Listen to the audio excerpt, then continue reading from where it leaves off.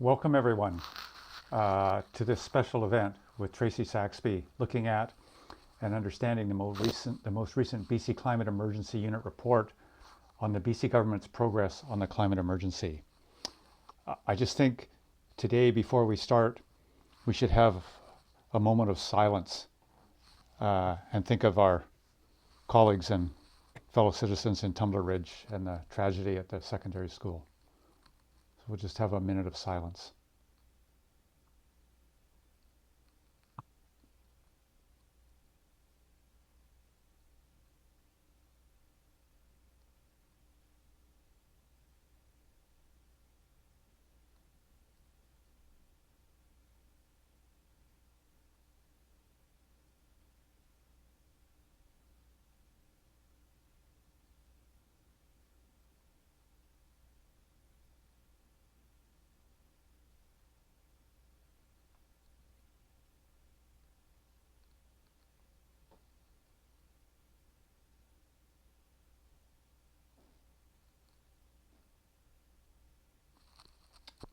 Thank you. Thank you.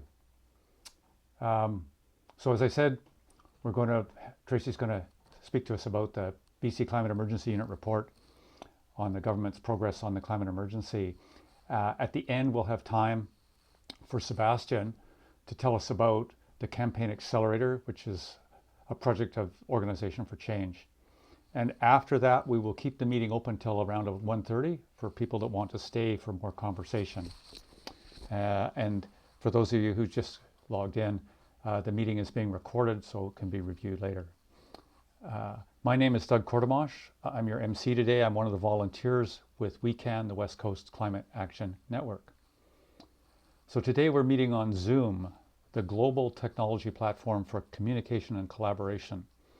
And I wish to acknowledge the land with a capital L, which is the land, air, water, and spirit of our Mother Earth, and the global Indigenous populations from whom we learn in our local context to apply local Indigenous knowledge to our situation on lands we need to learn to steward. The solutions for the desert are not the same as the solutions for the mountains, the plains, the valleys, or coastlines. I want to acknowledge that I live on the traditional lands of the Musqueam, Squamish, and Tsleil-Waututh nations, who lived here and live here and have sustained the land for thousands of years before European settlers arrived, colonizing their lands, pushing Indigenous people into tiny reserves, banning traditional ceremonies, imprisoning leaders, countering resistance, dishonoring treaties, and sending their children off to distant residential schools without any regard for the parents, the culture, or their emotional well-being.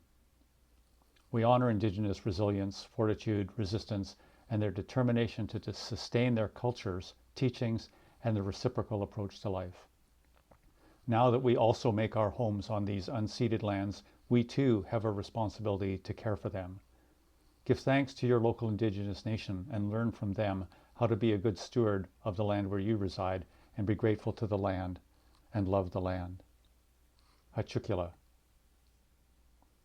So our purpose in gathering today is to review the most recent BC Climate Emergency Unit report on how well our provincial government is doing confronting the climate crisis.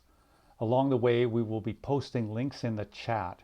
You can click on them to open them in your internet browser and then leave them there until after the webinar, and you can go back and look at the information on your own time. Today, our guest is Tracey Saxby. And Tracey Saxby is a marine scientist and notable advocate for climate and environmental policies in Canada. In 2007, she kick-started the grassroots movement to reduce single plastics when she proposed that Rossland, BC should be the first plastic bag-free community in Canada, which ultimately resulted in provincial and federal legislation banning single-use plastics. As the co-founder and now executive director of My Sea to Sky, Tracey's been fighting to stop new fossil fuel infrastructure through research and education, and facilitating public engagement with local, provincial, and national government. She's the lead author of the BC Climate Emergency Campaign's open letter and annual progress reports, which evaluate the BC government's progress on implementation of the 10 urgent calls for climate action. Over to you, Tracey. Thank you, Doug.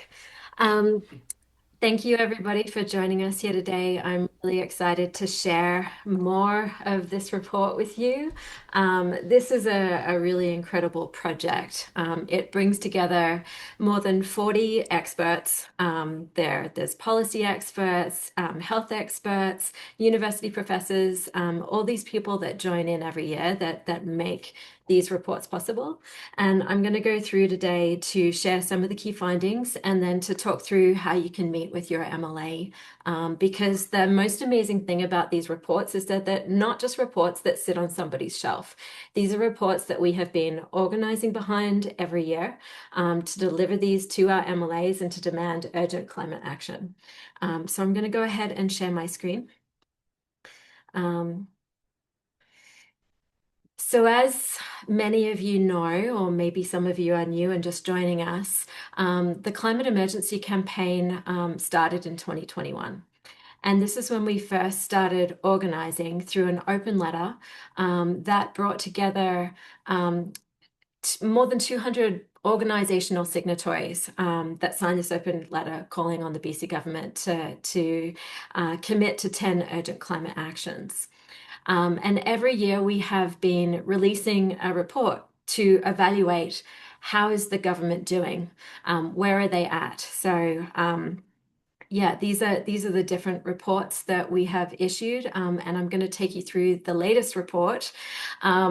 It is very sad to see that this is the worst report card that we have ever issued on the BC government's commitment to these actions. We were seeing progress until this last year, and I'll go through and I'll explain why we're seeing such a huge backtracking on the actions. So let me just switch screens here. So this is the report for this year. And I've shared we've got physical copies printed of this as well.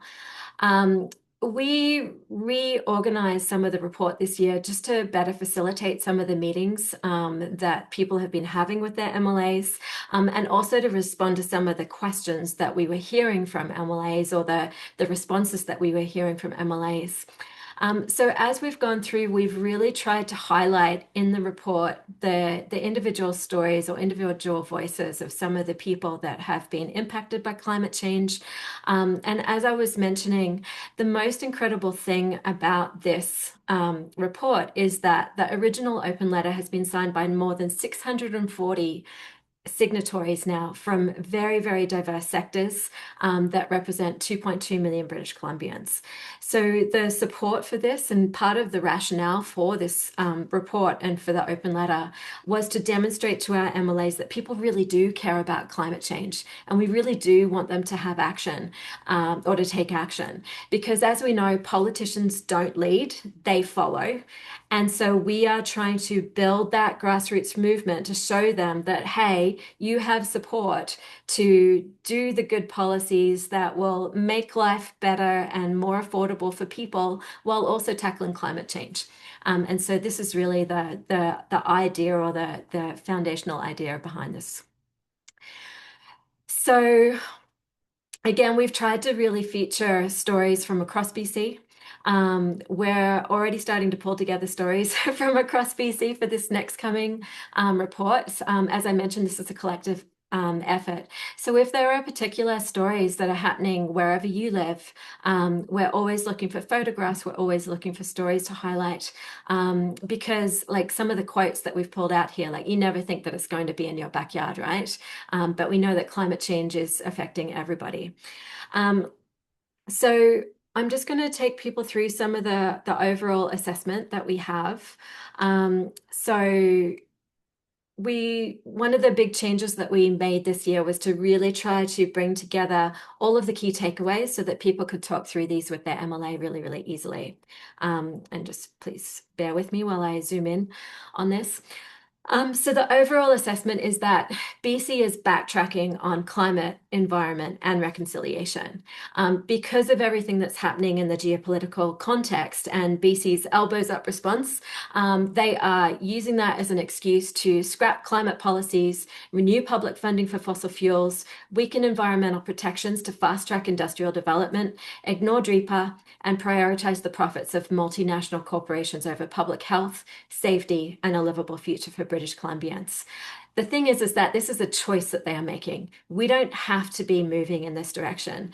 And what we're hoping to achieve together with all of you is to really put that pressure on our MLAs so that they start making different policy choices that is not prioritizing new fossil fuel development at this time. So some of the key takeaways from the report: climate change is an economic issue. It's already harming us.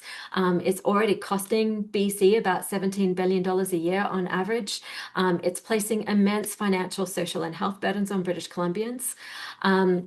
Another key message is that the pollution from approved liquefied natural gas projects is cancelling out climate action in all other sectors. And we've got some fantastic charts that really show that. And all of the emissions from these projects is going to be about equivalent to a third of BC's total emissions. Some other key messages are related to how BC's plan to electrify LNG projects is essentially greenwashing LNG. And that is a new multi-billion-dollar public subsidy for fossil fuel companies. So instead of choosing to support British Columbians and to try to make our energy bills go down, our energy bills are going to go up because of these public subsidies for LNG exports, which are mostly foreign owned. And many of these projects are directly linked to Trump's administration. So this doesn't seem like a very elbows up response. Other key findings is that the commitments to protect nature have stalled, and we're really calling for a renewal of Clean BC. And we're calling on our MLAs to implement those policies that will keep ambitious climate targets in reach, because we need to build for the future and not the past. Investing in climate action reduces energy and transportation costs, it creates jobs, it builds healthier communities, and it improves energy security. And all of this is really relevant, especially given the current geopolitical context. One of the things that we keep on hearing from our MLAs is that we don't have any money. And this is really the rationale behind why David Eby and Adrian Dix are driving this investment in LNG and using all of our public dollars to greenwash LNG. They falsely believe that this is going to somehow provide revenue, and that is a false narrative. But we do have some solutions in here for how we can finance climate solutions. First is to tax the super rich, to tax big polluters, to increase royalty rates for fossil fuels and water so that we're getting a fair return on our resources. And to end fossil fuel subsidies. Like, we really need to ensure that any public dollars that are being spent are delivering public benefits instead of causing public harm. So when we're looking at all of the subsidies that are currently being given to these LNG companies, they are not only taking away our limited public funds and giving them away to multinational companies, but they are also causing harm because climate change is only getting worse. These projects are not going to solve climate change. It is the most ridiculous argument I have ever heard of that, our LNG is somehow going to solve climate change. Burning more fossil fuels is somehow going to solve climate change. It's just a ridiculous argument. We also put in here some of the biggest bang for buck climate solutions. The most easy solution is for them to stop approving new fossil fuel infrastructure, to stop approving new pipelines, and to stop approving new LNG export projects. If we invested in public transit and active transportation and heat pumps and energy retrofits, not only are we making life more affordable for British Columbians, but it's going to create like thousands of jobs. It will reduce pollution, it save lives, and make life more affordable for all of us as well. And then investing in ecosystem restoration also has a huge positive impact on our communities to secure drinking water, rebuild biodiversity, and mitigate climate disasters. So this is one of the other pages. These two pages are essentially standalone, in that you can go to your MLA and you can present these, and then they'll be able to say, okay, these are the key messages, and this is what we really want you to do. One of the other key messages that I just really want to pull out is that 83% of Canadians believe that climate change is happening and that governments should act. And that's a very recent poll. We keep on hearing from our MLAs that nobody cares about climate. And that is why we've been doing this organizing, to send them letters, to call their offices, to meet with them in person, to let them know that you, as a constituent, really care about climate change and you want them to take action. Um, this chart here, I'll just talk through it briefly. But one of the reasons that we included these charts is because we were hearing from MLAs that BC is a climate leader. And this chart really shows how much of a lie that is. So when you look at this chart overall, you see how BC's emissions have changed over time. And our emissions, or BC's emissions, in 2023 are 18% higher than they were in 1990. Canada's are 14% higher than they were in 1990. And when you compare that to all the other G7 countries, you see that all the other countries have managed to reduce their emissions from 6% in the US to as much as 50% in the UK. So the narrative, or the false narrative, that BC is a climate leader, MLAs can't say that anymore. They can't hide behind that anymore because it's simply not true. We have some fantastic quotes in here from Grand Chief Stuart Phillip, the president of the Union of BC Indian Chiefs, again, talking about the expansion of LNG and how that's a risk to all other economic activities and our electrification goals, because there's nothing clean about LNG. One of the other charts that we included in this report, is looking at per capita climate pollution. And the reason that we did this is because we're hearing very concerning suggestions, not only from the Clean BC review, but also from Adrian Dix's office directly, that they are trying to shift the goalposts. They want to stay away from the climate targets that we have and instead say, well, you know, we're actually doing pretty good per capita. We've managed to reduce emissions per capita. So again, we included this chart so that we can point out to them, per capita, we still are not doing a good job at reducing our emissions. And this is some of the flooding that happened in Abbotsford just late last year. So this is a very timely report. When we're looking at the overall, like how they're doing this year, I mentioned that this is the worst report we've ever issued. We were seeing progress. Like the first report that we issued in 2022, I believe that they failed on 4 out of the 6 actions. And then it was down to, no, they failed on 6 out of the 6 actions, out of the 10, sorry. And then that went down to they were only failing on 3. So this is a huge reversal and a big step back. And a lot of it is because of the BC government's focus on LNG exports this year. So each of these 10 urgent climate actions, on the left, this is the climate actions that are from the original open letter. And then this is the current status, and the rationale behind how the grades were issued. And I just want to share briefly this, the trends in BC's greenhouse gas emissions, because this is really the choice that we are looking at right now. Did that zoom in? Nope. Okay. So when we're looking at this chart, you can see that BC is at a crossroads. This is how our emissions have been over the last, well, since 1990. And you can see that we're really not managing to move the needle in the last 20 years at all. We've reduced emissions by about 2 million tons. This is the crossroads that we're at. LNG Canada phase 1 just came online. That's not captured in this chart yet because all of this data is about 2 years behind, just based on how the BC and Canadian governments report and track emissions data. But as more and more of these LNG projects go online, you can see that our emissions are going up by about 20 million tons. And in contrast, this is where we need to get to.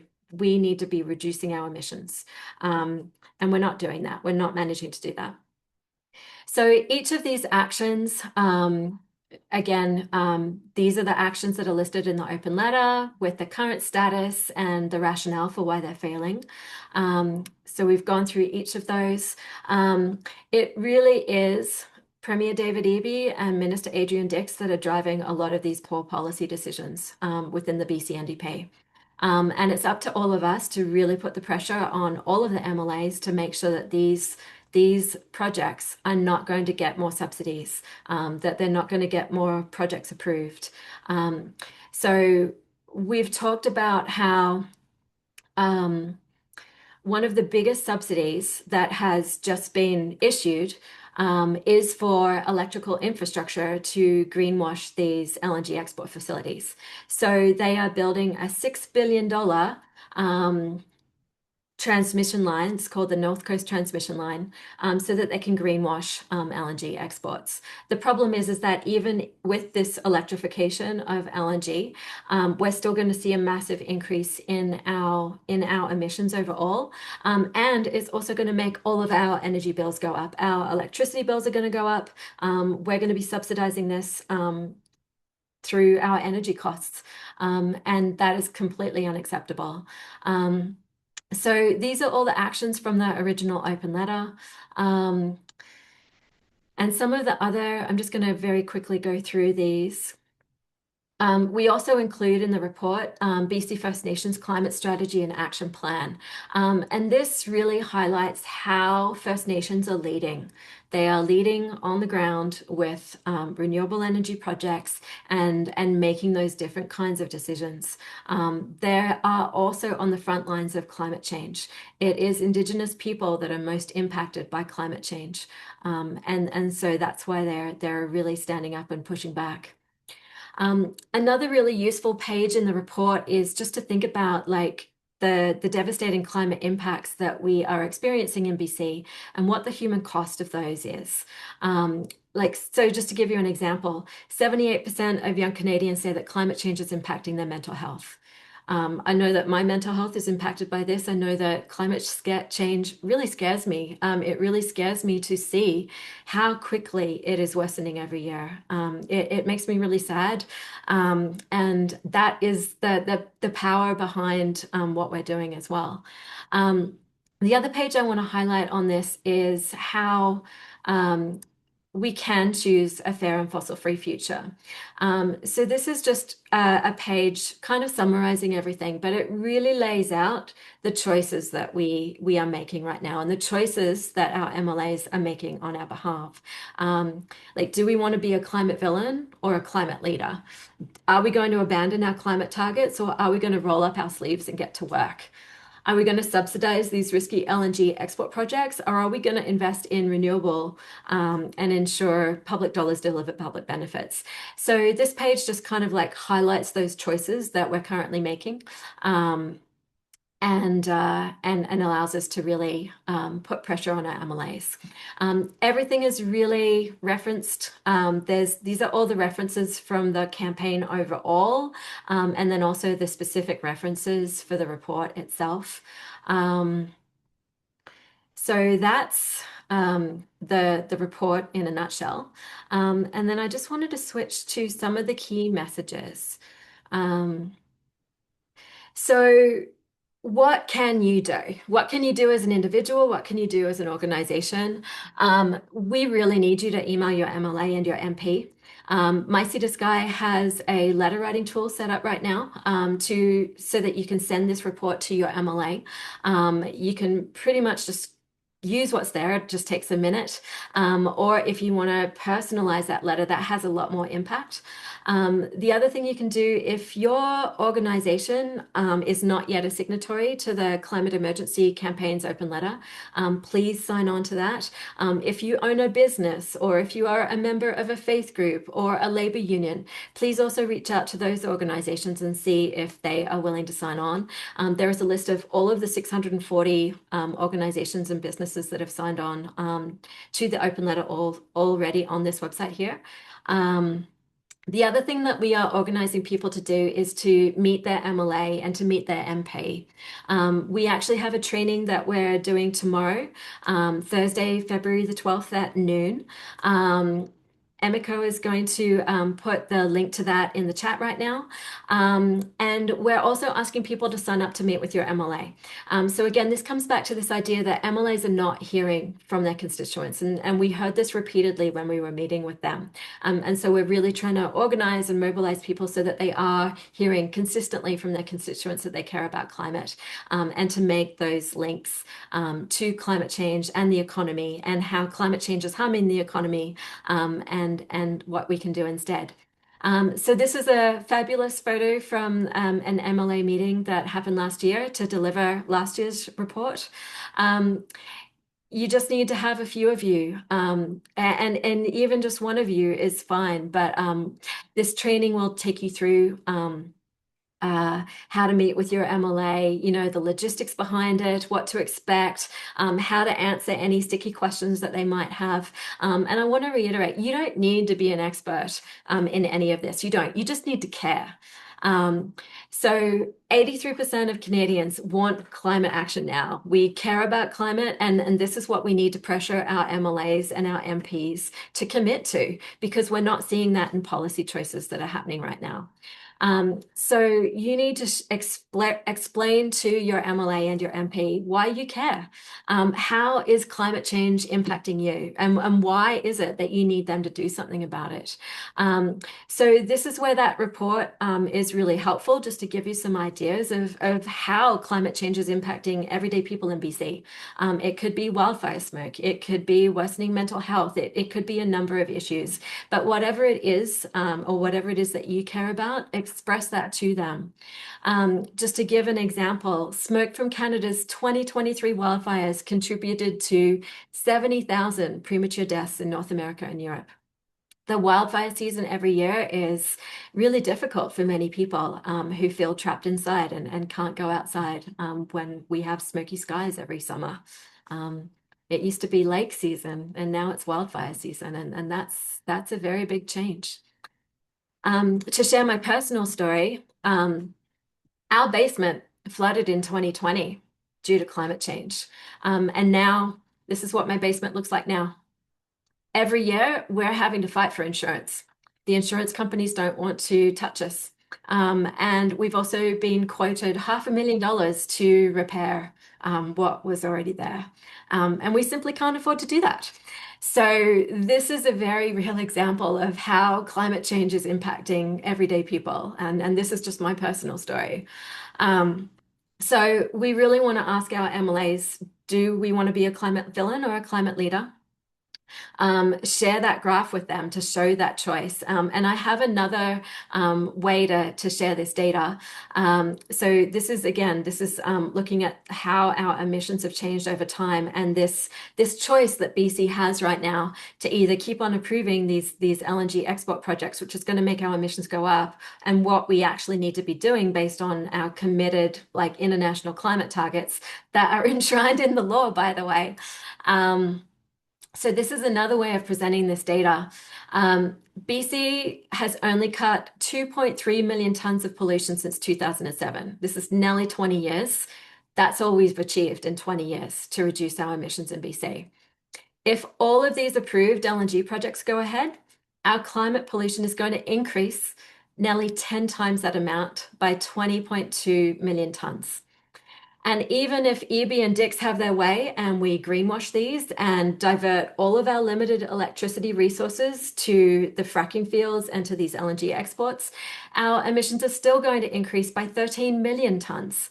So this is clearly not a good policy decision by our government. So our call to action is to ask our MLAs and our MPs, will they commit to implement the 10 climate actions in the report? If you are meeting with the BC NDP MLA, it's really important to let them know that these 10 actions were endorsed by the entire BC NDP at their provincial council meeting in 2023.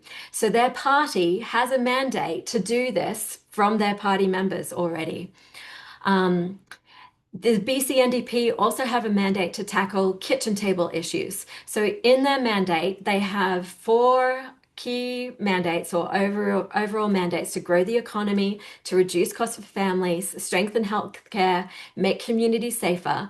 And then they have underneath that this overall mandate to commit to climate action and advance reconciliation. So it's really important to remind the NDP that this is their mandate and they are not delivering on this. If you're meeting with a Conservative MLA, there's slightly different messaging that we recommend, and that is to really connect the climate change to economic costs and how it's harming people. So climate change is already costing us a lot, and if we don't take action, it's only going to get more and more expensive. Um, and I just wanted to shout out to Worker Solidarity Network, who are doing an incredible job organizing to demand heat protection for workers. It really is all of us working together to build that grassroots pressure that we need so that our MLAs know that they have public support to implement these climate solutions and to commit to these climate solutions. And that's it from me, and I'm going to open it up for questions. Great. Many thanks. Excellent presentation. So we can take a few minutes for questions. So if people have questions, you can raise your electronic Zoom hand, or you can put them in the chat, or you can unmute yourself. I don't see any hands up yet. And if I'm waiting for questions, I could start. And the first question I would have is something you already alluded to, is how this report compares to the previous report. So last year's report, the government had 3 fails and 7 minor progress, and now we have 8 fails and 2 minor progress. And as you've alluded to, that obviously looks like we're going in the wrong direction. Yeah, so we were seeing progress on this. We were seeing the language that we were using in the report be adopted by government agencies. We were seeing it used in, you know, we were seeing progress. And even the fact that we had the Clean BC review is in no small part because of these reports and the BC Greens taking these reports to heart and making it part of their agreement with the BC NDP to do that review. So this campaign, like the collective campaign, is really truly inspiring in that we were seeing progress. And then everything changed. Everything that's happening with Trump and the rise of fascism in the South and all of these tariffs and the threats of tariffs mean that BC doesn't have, like, BC is broke, is what's happening right now. And so there's this false narrative that somehow LNG is going to save us. Somehow LNG is going to create revenue for the province. But that is a false narrative, because if you look at the total amount of revenue that is projected from natural gas extraction and LNG exports, it's about $1 billion. That's what we spent fighting wildfires in 2023. So the amount of revenue that's being generated by LNG is what we're spending on wildfires in a terrible wildfire season. So there really is no revenue that's being generated for schools or healthcare or any of the things that we really need to see. Yeah. Thank you. Bill Johnson, please feel free to unmute. Thank you. Fantastic presentation. So many facts. So overwhelming the case that you've made for sane economic and political policies, which leads me to my question, which is, given everything, it seems ridiculous that the government is backtracking on even its unfulfilled commitments from previous years, despite the growing public support that I think you've given evidence for in terms of public surveys and lots of activity. The 640 organization and the 2.2 million British Columbians. So my question is, I know there's no magic bullet here, but have you got any other ammunition that we could be thinking about, including linking up with like-minded organizations like Dogwood and other groups within this universe? I work heavily on the forest protection side which is equally vital for saving the province. What did you think of? And so I would wonder if you have any other tricks up your sleeve. Yeah, so we're working with a lot of those organizations already. Yeah, it's really quite, and like a lot of those organizations are already signatories to the open letter. If you are part of a group, I mean, the organizing that WeCan is doing is truly phenomenal. But I very strongly encourage you, like, you need to talk to your MLA. Send them an email, send them a letter, call their offices, meet with them in person, like try to deliver this report. These reports cost about $20 each, sorry, $10 each. And then it's about $5 for delivery. So if people do, like, we will send these out to you for free. But if people would like to contribute to cover the costs of these, you can make a small donation to My Sea to Sky to help cover the cost of the reports. But having these delivered to MLAs in person has a really big impact. Yeah, I don't think there's any magic bullet other than we really need that grassroots organizing to happen, so that we can build that public pressure on our MLAs and hold them accountable. This is unique in that it is one of the only reports that's really holding the BC NDP accountable every year. Thank you. Guy. Yeah, so this is a good opportunity. Two questions have come up: A, about getting hold of the report, and B, about turning the data into a postcard campaign. So let's deal with the report first, because I share that we set up a spreadsheet here where we have every MLA listed. We're invited, if you're willing to set up a meeting, we invite you to write your name in the volunteer place. If you feel you need training before meeting the MLA, put a tick in that box. And then there's another chart saying when you met and what the comments were. So I'm like you to, I'll put the link to this in the chat. Take the opportunity now so I can, for instance, see how it works. So find your MLA and write in your name in column F. So I can put, for Sheila Malcolmson, who's not my MLA, who's a good friend, I can put Guy Dauncey in here, right? There's a commitment to meet with her, for instance. And so feel free to use this, because this is linked to the second thing I'm going to do. I'll stop showing that now and put it in the chat so you can have access to that directly. That's the spreadsheet. And the second thing I wanted to share,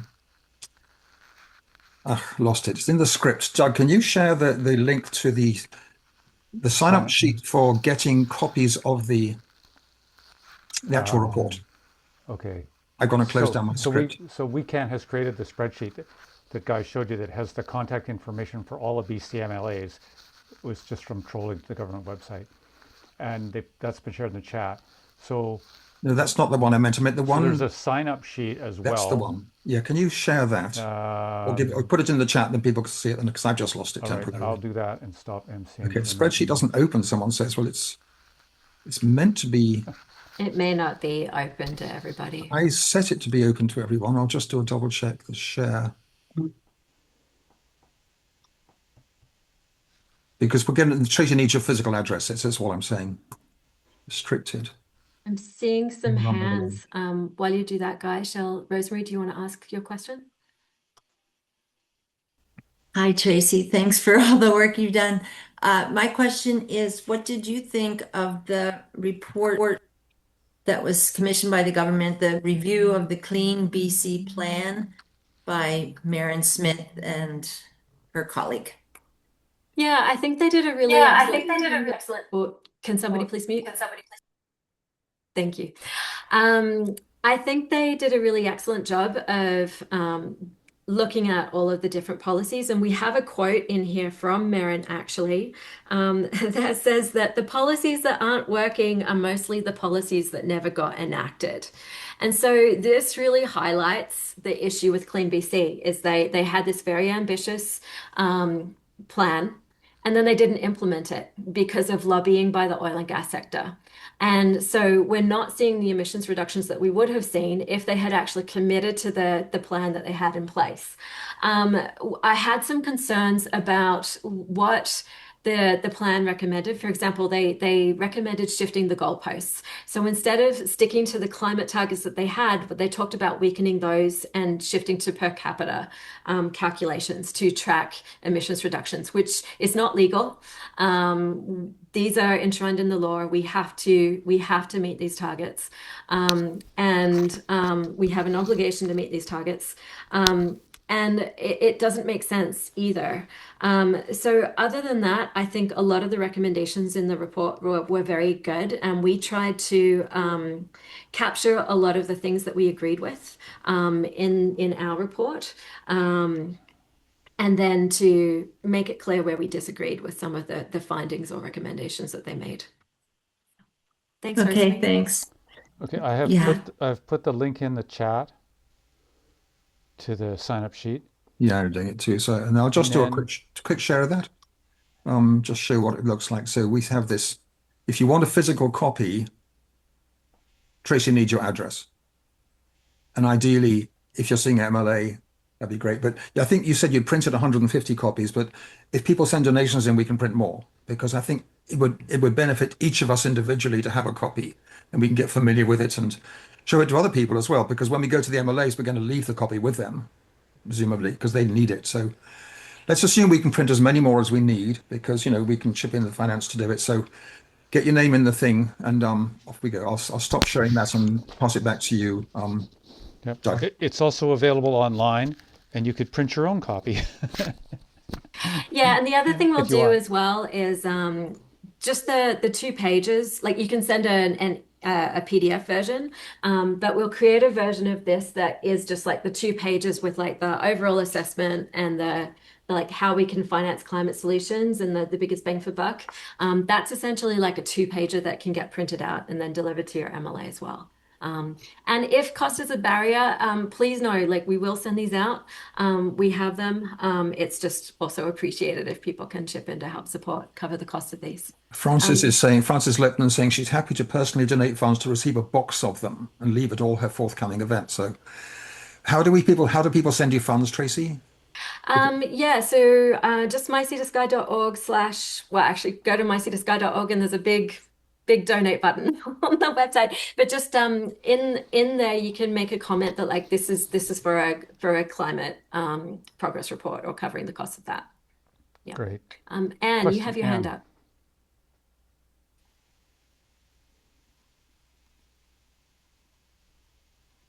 Hello. Angie and I are here in Chase from the Chase Environmental Action Society, and our question is, depending on whether your MLA is which party they're from, I think there must be quite a different approach, and I was wondering if you have hints or anything in that department, because ours is conservative, and he'll just say, well, they're failing, but that's because they're doing it wrong, because they're so can you give us any hints, or is there something somewhere that we can look at online? Yeah, so there's definitely a different approach for BC NDP versus BC Conservative. I would say that the best approach is just to try to debunk some of the false information, that and also to build, like, to try to identify those places where you do have agreement, because even if they may not agree on the approach, they will acknowledge that, yes, we're experiencing climate impacts right now. It gets a little bit harder if it's one of those MLAs that is a climate change denier. In that case, this may not be the best thing to deliver to them, but you could potentially talk to them about pollution, and how that is affecting, local communities, or the wildfire smoke and how that's affecting local communities, or whatever the different climate impacts are. There's often ways to navigate those conversations so that you talk about the things that your conservative MLA cares about. Like, they might care more about conservation and protecting salmon and streams. And if we're in extreme drought all the time, and that the salmon are having a hard time, like, what's I would say is really important with all of these conversations is trying to identify those places where you can connect and start building a relationship. And I'll just give you an example. When I talk to Rotary clubs, which are typically business leaders in the communities, I share with them that I was a Rotary exchange student in Mexico when I was 18. That instantly connects me to Rotary, and I become somebody that they are more likely to listen to because that I have that connection. If I'm talking to fishermen clubs, I don't fish, but my dad does. And I will talk about the amazing barramundi that my dad catches and ask them if they've ever eaten it because it's one of the best tasting fish ever. So really trying to build that relationship and identifying those shared values is a critical piece of this. And then within that, trying to talk to them about the issues that you care about and calling for action in a way that they are going to be able to listen and to take action. Yeah, does that help? We do. Well, it helps, and we do have a good relationship already with Stamer because he's been out to see the location of a tire berm that we're concerned about on the Little Shuswap, and because of the salmon that go past. So that could be definitely our starting point to talk to him. Yeah, Thank you. and Guy just put in the chat, like it's always good to Google your MLA before you meet to learn about their background. So that's a really good tip. Thanks, Guy. Alessandro, you have a question? Hi. Yeah, can you hear me? Yes, we can. Thank you for the amazing presentation, Tracy. And my question is mostly out of curiosity in relation to one data from the report that I got quite shocked about is the amount of emission per capita that on average Canadians have. So I was wondering if maybe I missed it on the presentation, but where does that incredible amount stem from if compared to other Western countries? Because I personally come from Italy, and I know that, for example, in Italy we have way more emphasis on public transportation. So that might be also one of the reasons. But I was wondering, yeah, if you know, which type of reasons are behind it. Yeah, so there's a big mix. A lot of it comes from the oil and gas industry. And I mean, you can see that in that, like we've reduced emissions by this much, and this is how much it's going to increase emissions. From us as individuals, a lot of our biggest source of emissions is in the transportation sector. I believe it's up as high as 40%, but don't quote me on that. I can get you the actual charts and the breakdowns. Yeah, and then locally, what local governments have control over and what the province has control over is transportation, buildings, waste, our food, our consumption.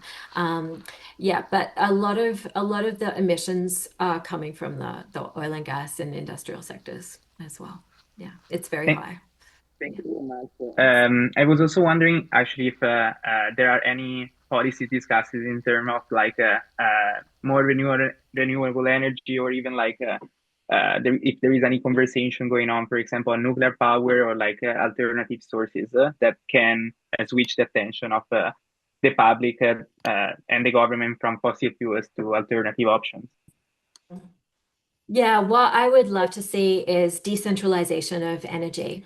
So what that means is instead of having these renewable energy projects that are kind of like standalone and they become like the source of power and then they control all the power and they control the prices, I would rather see decentralization of energy so that we have solar panels on every home. We have solar panels on our buildings. We have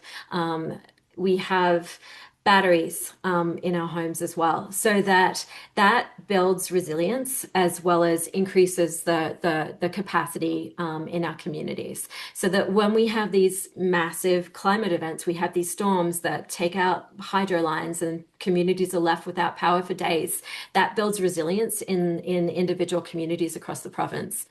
So I think that there needs to be a mix of these larger projects that are already underway. BC Hydro did have a call for renewable power. The problem with that call for renewable power is that most of that energy is going to go to power LNG export projects, when instead it could be used to power, the change to electric buses and public transit, or to electrifying all of our homes with heat pumps. So instead of using that power to reduce our emissions from transit or from transportation and buildings, we are instead using it to pollute more fossil fuels. It's really a terrible decision that's being made right now. Great, thank you. We'll just hold where we are for a second because we have other things on our agenda, and then we'll come back. So if Tracey's going to stay, we'll go till 1:30, as I mentioned at the beginning. So in addition to the Hang on, sign-up Doug, sheet, and I wanted just a couple of important follow-up things from meetings with MLAs.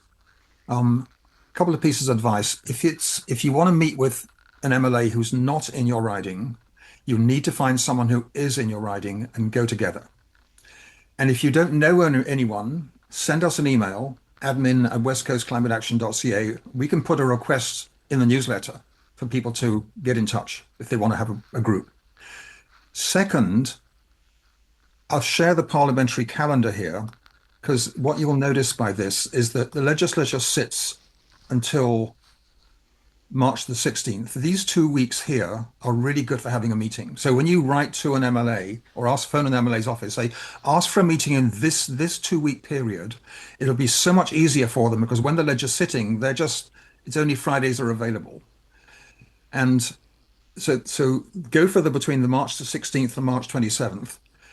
And have confidence to go for it because when you build that relationship on a one-to-one basis, you'll find it's really rewarding. And our intelligence is that the majority of the MLAs of the NDP, specifically the women, are already wanting to do the right stuff on climate. And we're quietly hoping that one of them will form a climate caucus so they can actually meet together to discuss this stuff. Because they are the majority, but they don't hold the majority of the power. So bear in mind that your MLA, even if she won't tell you directly, yes, I support all this, we know from lobbying them directly in the legislature, they want to support this stuff, even though they can't say so in public. So have confidence to meet your MLAs and build that good relationship. Sorry to jump in like that, Doug, but it's an important piece. Thanks. Okay, so two things. One is on the sign-up sheet. If you indicate that you want a little help with the science, we have some people who have volunteered to do that for you if you want. And then leading on from what Guy's just said and what Emiko said earlier, Emiko Newman from BC Climate Emergency Campaign is running a webinar at noon tomorrow on how to meet with your MLA to discuss the report. And I'm just putting the link to that in the chat when my computer will let me see the arrow. There it is. Thank you. There you go. So I see David and Ted both have their hands up for questions for Tracey. I just want to stop and we're going to give Sebastian a couple of minutes in the middle here, and then we'll come back to the topic. So thanks, Tracey.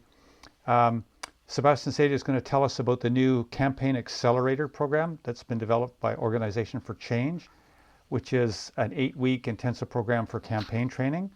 So I'm just going to hand this over to Sebastian. He has a fairly quick presentation for us, but I think it's a good place for this. There you are, Sebastian. Great. Thanks a lot, Doug. We actually have reduced it from 8 weeks to 6 weeks, just in acknowledgement of the fact that people are quite busy. But my name is Sebastian Saida. I am a director here with WeCan, but in my day job, I am the organizing program manager for Organizing for Change, which is the sort of backbone organization that helps coordinate some of the big environmental groups here in BC. In particular, part of my duties is running training for folks who want to impact government on climate and the environment. So we heard a lot of good things in Tracey's presentation in terms of like the things that we want. And then a lot of the follow-up was, well, how do we get it? And the idea behind this program is to train folks up so that they can get those changes. And while this program has been going on for a while, we've actually changed it recently to be scenario-based. So this is kind of an innovation, and that's the innovation I want to share with you today. So what we do here, instead of just doing a series of workshops, we actually kind of role play with the workshop attendees being members of a campaign team. And that campaign team takes certain actions during a sort of simulated campaign to try and make change. So the sort of initial one that we did was this sort of fictionalized riding of Harborstone, South Coast in the fictional town of Harborstone. And we had the position of, well, how do we influence this MLA, a fake MLA, to advocate in caucus for biodiversity and ecosystem health? That was that specific campaign, but if folks here are interested, we're very interested in tailoring these to whatever kind of an issue you want. So we could totally do a 6-week, how do you influence your MLA on climate, on the Clean BC report, right? Very much tailored to like what you need, what you want, and what your team or yourself needs, right? And we offer it both as a team activity or for individuals to join in with other individuals to learn those skills. So the way this sort of works is, you have these kind of resources that you build up, you have these volunteers, funding, supplies, the different kinds of things that you need in a campaign. And basically every week you have a choice of a couple of different tactics that you could take. You can always bring your own tactics. I'm always happy to talk about new tactics. And those kind of have an effect on the ongoing sort of storyline of the campaign. So it is kind of like a really immersive scenario so that you can kind of get like it's like the closest thing to hands-on experience without actually running a campaign yourself, right? So the kinds of things that you are going to learn in these, and it depends on really what the groups are interested in, organizing, how do you go from resources to power to change, the 5 key organizing practices, how to set up a public narrative, which is very important for how you deliver messages in a campaign, the structure of stories, how you tell stories as part of a campaign, recruiting, maintenance, and escalation for volunteers, hard asks, the 3 no's that you might hear, coaching, head, hearts, hand as a rubric for understanding people's needs and actions, how teams work, what the ladder of engagement is, strategy. It's a very important thing to me, very important that folks learn sort of good strategic thinking, the difference between power over versus power with, campaign timelines, and like a lot more, right? And it really depends on what folks are interested in learning in any specific campaign accelerator cohort. So I've dropped my information in the chat, and I won't drop that information once again, but you can either fill out that form, contact me by email, or contact me even by phone. I'm super interested to hear from folks, whether you're an individual or you're part of a team. I'd love to have you on board with Campaign Accelerator so we can make the change that we need to make to, reduce emissions, save the environment, champion the values that we all share. So thanks a lot to the organizers for letting me speak, and I'll stop sharing my screen. Thanks, Sebastian. That was great. I hope people will click on the link to Sebastian's in his group and take advantage of that. So we can keep the meeting open now for another half an hour or so. And there's some people who had their hands up for questions, and if they want to come back, we'll put you on. Go ahead, David. So much. Just changed audio. Everybody can hear me okay? Yeah, sorry. So I've spoken to a lot of MLAs and ministers on this topic, and they're very well versed. They're very smooth in the industry speak. They've had a lot of presentations from industry, give them the pamphlet on LNG, telling them, yes, you might have to hold your nose for this one, but this is really what's best for you in this province. And, it is going to lift all boats with its economic benefits, which is, of course, a total lie. So our entry point needs to be to burst that bubble and to do it with very good information. So we have to go in there, yes, with this report, also with the reports that have come out that really underline the economic boondoggle and terrible bet that LNG is. And I shared in the chat just a little while ago, so talking notes that I've used for my meetings with MLAs. I'm going to reshare it again. I noticed quite a few people have jumped on it. So you'll see links to different reports, especially focusing on the economics, because they'll really want to hear about that. The other big lever is public health. It is absolutely embarrassing that there is not an independent health impacts assessment of Kitimat, which is turning into a horrendous sacrifice zone. And that is a huge blight. And I've spoken personally with Josie Osborne, and I know others have too. As Minister of Health and as the former minister who approved these projects, this is a huge embarrassment. And we need to bring that up at these meetings, that we can't be letting people die and, basically get sick all the time. So yeah, I just wanted to put that out there. And Tracey, you probably have more recommendations on that subject too. So that was just my brief comment, but please take it away if you have things to add. Thanks. Yeah, I mean, I know that this report it's dense for sure. I mean, we tried to make it as public friendly as possible, but there's definitely a lot of information in here. We do, under the invest in a thriving, regenerative zero emissions economy, there's a couple of links in there to how LNG is a highly risky investment that is unlikely to yield the economic returns promised. And these specific links are to IEFA studies that were looking at the LNG boom in Australia and what happened there. Because the LNG industry promised Australia exactly the same thing. This is going to bring in so much revenue and so many jobs, and it just has not resulted in that in Australia. So there's a lot of thanks, David, for that Google Doc. Yeah. Emiko and I are going to also be putting together some information to counter those kind of narrative points that you are going to hear from your MLAs. They are going to push back, and we're going to try to put together a toolkit that's going to help you be able to respond really easily to some of that false narrative that you're going to hear from your MLAs. Ted, you had your hand up earlier. Did you still have a question? Hey guys, Tracey, it's been all too long. Wonderful to see your presentation. You've been a long time champion, to say the least, on so many environmental issues, but not the least of which is LNG. I think the last discussion here with David and your comments are touching on it. But part of my question is in around, or part of my suggestion is in around, let's not forego the economic argument. We may focus that on the conservative side, but also certainly let's not lose that on the NDP side. And I'm wondering, in part, the NDP might be, or I wonder, you might have an answer to this question, to what extent the NDP are falling back on their climate change commitments because of fear of the next election, based on what happened in the results of the previous election, as far as the Conservatives making such an inroad. I'm wondering to what extent, in slides, pictures can say 1,000 words. A slide that would have on the one side the $1 billion in profits that you mentioned from all of this LNG work and the negative byproducts, not the climate change, of course, but money going to U.S. investors, and we haven't even touched on stranded assets and the implications of that going forward for the BC or Canadian economy. But having that on the one side and compare that to $1 billion that could be invested into renewable energy, wind, solar, battery, heat pumps, etc., and all the concomitant benefits that come from that. I know you basically touch on that from what you've shown today through your last report, but that could certainly be a powerful schematic as well, and a presentation point when we go meet with our MLAs.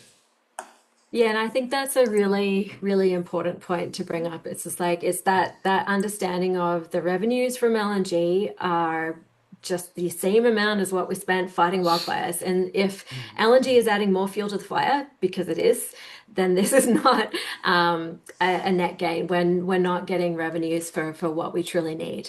And if we invested instead in climate solutions, we would see those revenues return, because we'd be investing in communities, we'd be investing local, we'd be investing in British Columbians, we'd be improving affordability, we'd be reducing pollution. There's all these other benefits of investing in climate solutions. And one of the things that we did outline in here, because BC is broke and is facing a massive deficit, there is a big part of what this report is. It's trying to capture all of the other reports and the information from them. But there was an excellent analysis that just highlighted that if we tax the super rich, and we're talking about 640 individuals in BC, if we tax the super rich, we could generate billions in revenue. And so that would wipe out the debt. So there's a lot of people that are not paying their fair share, whether it's corporations or the super rich. yeah, taxing big polluters, like really making sure that we're valuing our assets fairly and that we're securing returns for British Columbians. So many of the recommendations are specifically targeted to answering that question of, well, we can't afford to pay for climate solutions. Where do we get the money? Like, we really tried to answer that in this report. Awesome. Thanks, Tracey. Thanks, Ted. Angela, I see your hand up. Just building on the economic argument, by the way, thank you for all your work. It's totally fantastic. I really appreciate it. I'm just wondering if there's already been a cost benefit analysis done of the that's a wonderful graph, the two pathways, the one with the LNG and the other doing the the reduction, GHG reduction. Yeah, has there already been a report done, and if not, is there going to be? It just seems like well, as everyone says, a really important thing to do. I mean, one of the things that drives me crazy is that we don't know very much about how the economy works in general, including me. I don't know how it works, and so it's used against us in elections and outside elections. So it's just something I'd like to highlight. Thanks. Yeah, no, thanks. That's a really good question. There are a number of reports that we relied on to kind of pull together a lot of the key messages. Some of them have been published by Policy Solutions and Pembina and IEFA, and but as far as that like the specific, like that chart comparing how much we've reduced emissions versus how much emissions are going to go up, that's ours. So that was an analysis that we put together. The data, I believe, came from on the LNG emissions came from a Pembina report, I believe. Yeah, as far as an economic analysis, there's a number of other reports as well. Like if you go to the BC Climate Emergency Campaign, you can kind of go through. There's 100 references in here, 115. So there's a lot of really excellent links to reports that are the basis for this, which is a synthesis. So yeah, I encourage you to go and look through some of those for some of those resources. Bill, and then Maddie, and then Jeanette. Let's go with Bill.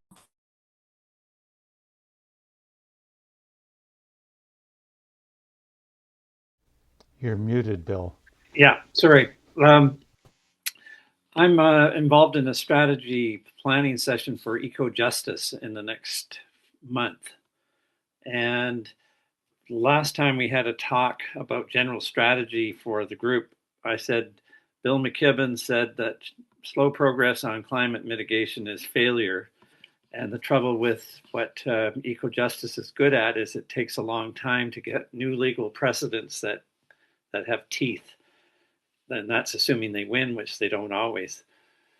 So I was just wondering if anybody on this call has any ideas about low-hanging fruit for, if not effective legal blocking of intentions to do stupid things, which Tracey's done a great job of showing all the opportunities there.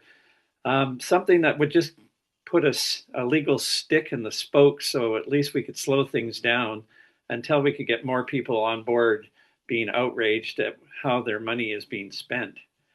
And I put my email in the chat if anybody has any, because I've got a virtual meeting in a week, and then I'm going in early March for a 3-day kind of brainstorming on this. So I'd love to show up well armed with the sort of things that Sue Big Oil is doing, that we did with tobacco and OxyContin, stuff like that, where the damages, and I think Tracey mentioned, the whole health impacts are starting to get huge. And of course, I follow CAPE quite closely, and they're working feverishly on those fronts. So I think we're getting more and better concrete information. Anyway, I just throw that open because I'm looking for ideas. Thanks, Bill. I might follow up on that via email. Maddie, you have a question. Sorry, Maddie, you're muted. Sorry, I was busy taking a note. I just wanted to share that my MLA is in Souk, and I have tried talking with him. He tells me I'm prepared to listen, but I can't move outside of the party line. That's his constant rejoinder. And so just to even get my foot in the door on any kind of climate topic whatsoever, I finally said to him, well, the Crofton mill has closed, and he was all ready to talk about that. And I could tell that he was very lost in the history of his own involvement in the logging industry.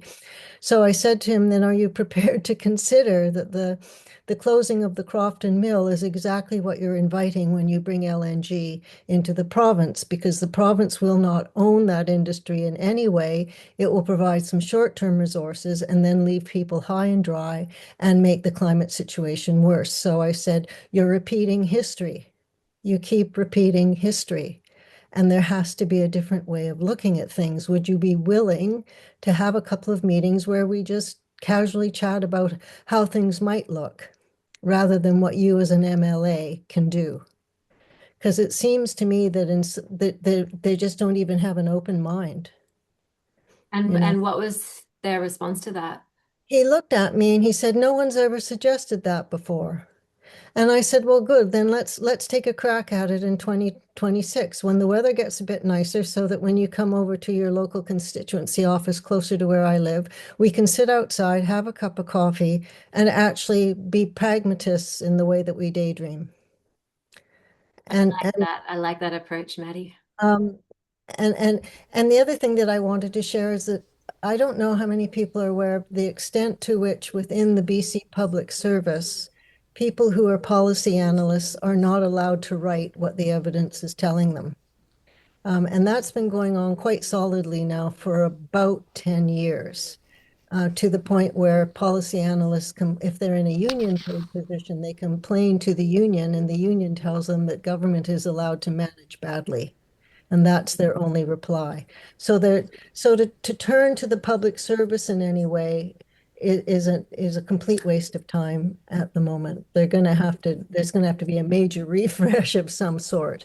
So just sort of bear those things in mind but I do think that in order to kind of engender that willingness to take a risk and look at a different horizon, you need to almost step it back from the politics, back from the policy, and just say, if you could have what you wanted, what could you buy with what you have? And what could it be if it was what you really wanted? Yeah. That's really great, Maddie. And when you go for tea with your MLA, every time you go, take a few extra people with you until he realizes that what he says publicly will determine who votes for him. Because that's the other thing politicians care about, is whether they get elected or not. Yeah, yes, definitely. And certainly at the moment, the BC Greens have a very strong young new leader, and they need to realize that somebody's nipping at their tail. Yeah, thank you. Yeah, I think sharing that vision is really important. And that's part of what this is about as well. Like, there's a really clear vision in the original open letter and a call to action, really trying to lay out what the alternative options are. And it's all really well evidenced. Like, this is going to create more jobs. It's actually a better in general. Right. Jeanette, you have a question. Well, it's sort of a comment and a suggestion. It's an amazing report, Tracey. Thank you. The work in there, the research, whatever, and the call to action is great. And we should be acting here. What triggered me to want to say something was when someone talked about the parts of not knowing, for example, about the economics, whatever. And so what I was thinking about was the larger context, in terms of, we can think of this campaign as thinking globally, acting locally, and we're doing the acting locally part.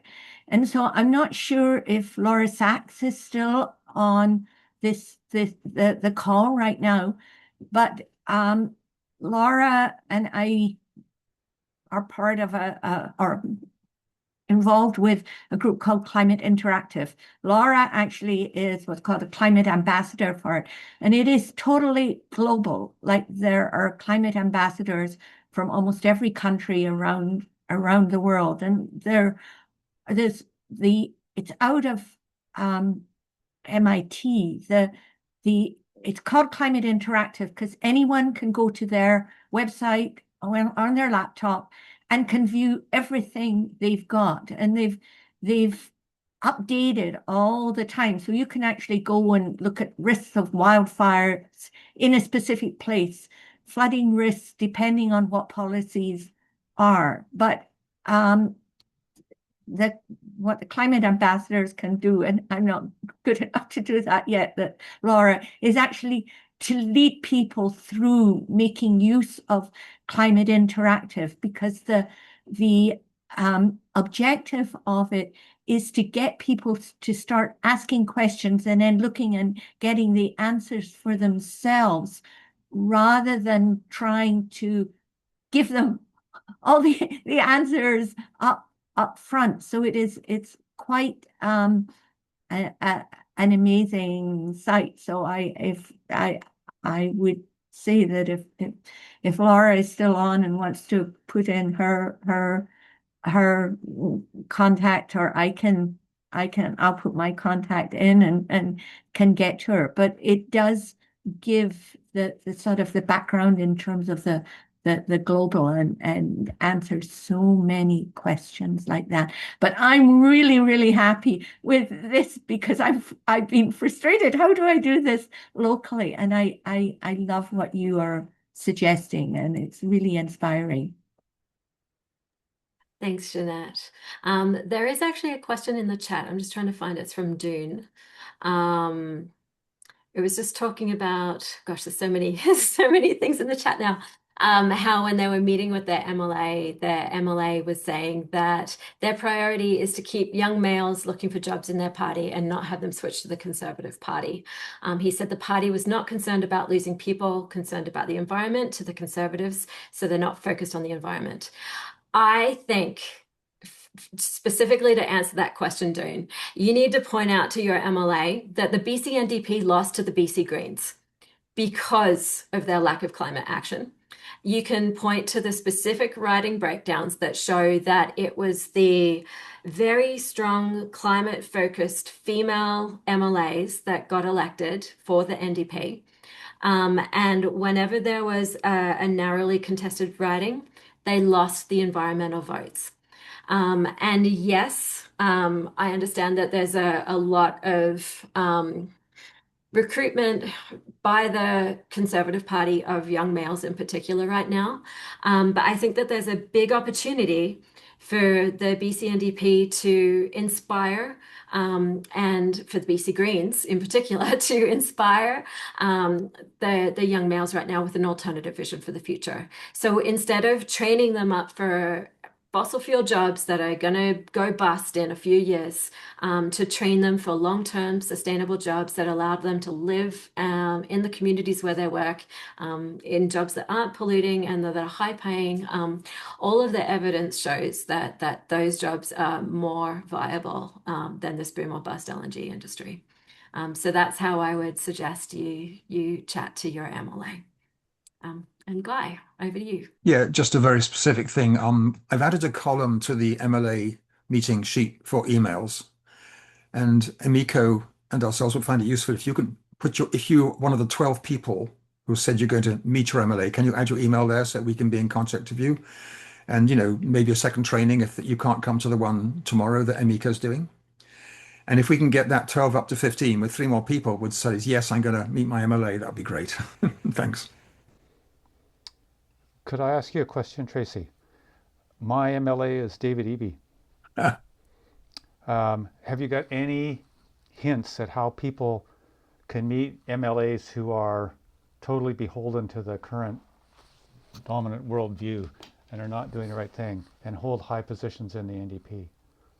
Probably the same would go for people who live in David Dix's riding, who, ironic that the former Minister of Health, who had 700 people die of a heat dome on his watch, is now the Minister of Climate and Energy.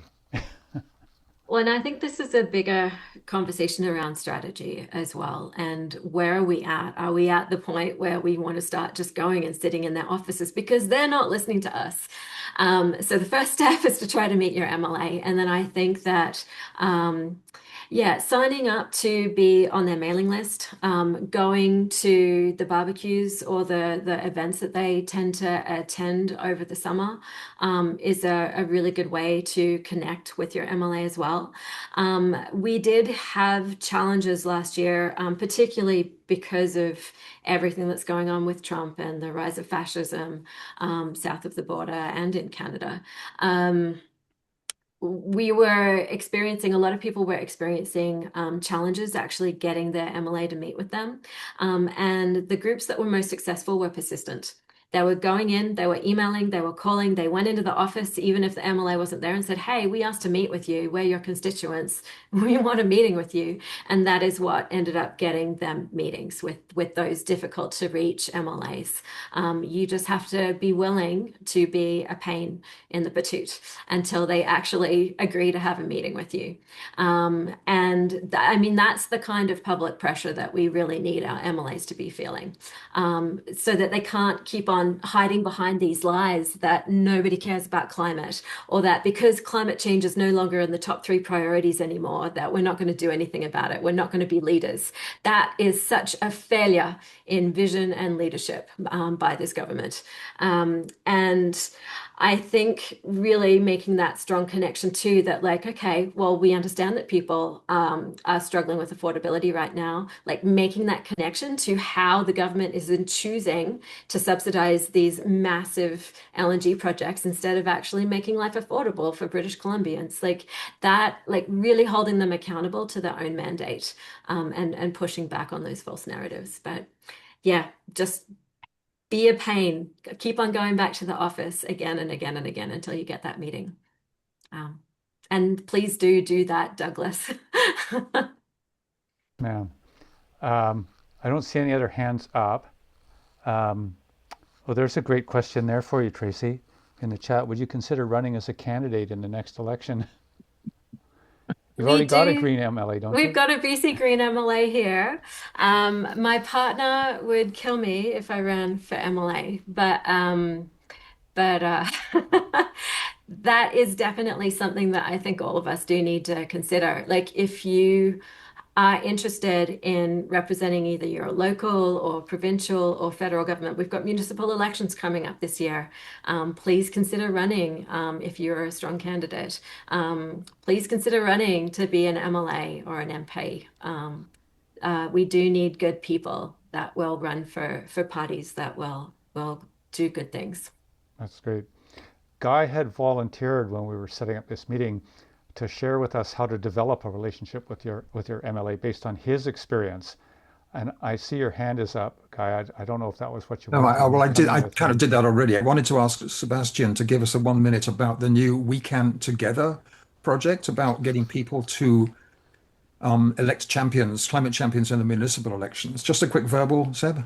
For sure. So We Can Together is a project that we launched maybe a week and a half ago. It is an effort to make sure that climate and environmental policies sort of are represented in the local elections, which of course are coming up on October 17th. We have a sort of a mailing list that folks can use to coordinate, and we're trying to uplift projects that we see that are very valuable in the space to sort of make that as effective as possible. I don't have links available on me at the moment, but hopefully they could be included in a follow-up email to folks in this webinar for those who are interested. Thanks.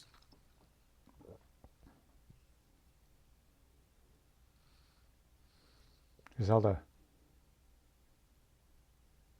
Go ahead. May I speak? Yes, thanks. Thanks for all the work. It's inspirational and encouraging. And I wanted to spiral back to what Tracey said about the reframing. I'm really keen about knowing, Tracey, how you would reframe my opening remarks to my MLA, who I just saw on electoral reform. And her first comment to me was, I want my son out of my house. And so, Tracey, when you talked about shifting thinking about investment for males in the future out of fossil fuel, I was just wondering, Tracey, if you could just tweak that reframe, please, as a question to my MLA about her son, who she wants out of the basement. I mean, I have a very good relationship with my MLA, but I don't think she's going to go at all for electoral reform. We already know that the Greens have ditched that with them, you know. I'm actually, Emiko, can I put you on the spot to answer this one? Do you want to talk about the Youth Climate Corps? That's a great idea. Sure, Tracey. Yes. Hi, folks. Now I'm spotlighted and I'm huge. Okay. I'm the coordinator of the BC Climate Emergency Campaign, and I'll be running our MLA training session with Tracey tomorrow. If you have not heard about the movement for a Youth Climate Corps, then I would strongly encourage you to check that out. This was an initiative started by the Climate Emergency Unit, which just closed down in December, but the campaign continues. It's a national, the call is national. So what we are looking for is for the federal government to initiate essentially a jobs program, a guaranteed jobs program for young people across the country. These jobs would be, clean, green jobs, well-paying, that would train young people, anybody who wants one, under 35, so that as soon as they're out of school, boom, they have a job waiting for them, which is going to equip them with the skills they need to succeed in life. And so while we are lobbying for this federally, we also are lobbying for this provincially, because if the provinces can cost match what the feds are offering, then the program will be that much bigger and that much more successful. And so, youth unemployment is at an all-time high right now, and a Youth Climate Corps is a ready-made solution that would address the affordability crisis, unemployment crisis, climate crisis. It's basically a win-win-win situation. And so if you are meeting with your MLA and they do bring up the sort of narrative about I want my son out of my basement, suggest this to them and tell them that we need your support if we are to implement a Youth Climate Corps. Thanks. I'll put a link to the website if you want to take a look, get more information. Thanks, Emiko. Thanks, Emiko. Yeah, and on a lighter note, if your MLA is looking for a new basement for her son, Tracey has one that needs a bit of work. There's no bathroom, there's no kitchen. It's like oh, so really many thanks, everyone. Thanks to Tracey and Sebastian, Emiko for coming on at the last minute unannounced, and also for filling up the chat with links and information in the background, and everybody else who's put good information up there. The We Can team in the background who've supported us, that's Guy and Tara and Sebastian, our technical people. Guy preempted things by posting a bunch of links in the chat, which hopefully he will put up again. So if your organization would like to become a member of We Can, there's a link to join. If you want to join We Can as a volunteer, there's a link to join through We Can. And most importantly, if you want to support We Can's work with a donation, there is a click here to donate. And Guy would probably want to jump in with his personal pitch for you to become a regular monthly donor, which really helps sustain the infrastructure, which is very small for this group, but really keeps things moving along, and I would encourage you to do that. And finally, if you would like to receive the We Can Weekly Climate News Roundup, there's a link where you can click and subscribe. Yeah, thanks, Doug. Just to say that, and thanks so much for being our MC and holding it all together so wonderfully. And we are all volunteers, believe it or not. Our one administrator, Shaylee, is just 10 hours a week, and we really depend on our monthly donors. They're our gold. And so if any of you feel like joining me and Doug as monthly donors, that'll be fabulous. I put the link in the chat. Many thanks. Yeah, thanks for everybody for coming. Download the report. Enjoy your day. Thank you. Have a good read. Thank Bye, you. everyone. Au revoir. Au revoir. Thanks, everyone. À bientôt.